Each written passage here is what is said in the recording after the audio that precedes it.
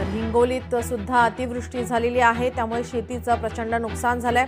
खासदार नागेश पाटील आष्टीकरांनी सुद्धा या ठिकाणी नुकसानीची पाहणी केलेली आहे। शेतकऱ्यांना हेक्टरी 50,000 मदत करण्याची मागणी केली आहे। खासदार नागेश आष्टीकरांनी या ठिकाणी आता शेतीच्या बांधावर जाऊन शेतकऱ्यांच्या व्यथा जाणून घेतलेल्या आहेत आणि मागणी केली आहे। खासदार नागेश पाटील आष्टीकर यांच्यासोबत बातचीत केली आमचे प्रतिनिधी गजानन वाणी यांनी।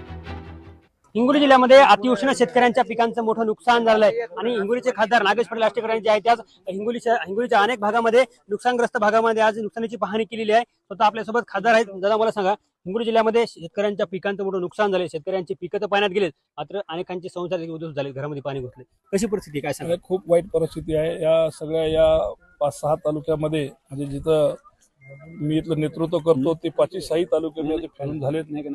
अतिशय वाईट परिस्थिती आहे।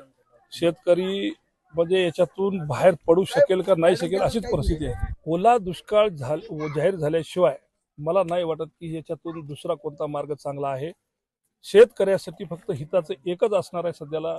कारण काय की मी म्हणजे असाच काहीतरी म्हणणारा माणूस नाही आहे।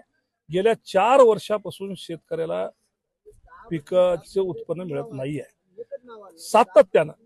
मग आता हे जर असं जर चालू राहिलं या वर्षीच तर कंप्लीट 100%च गेलेलं आहे।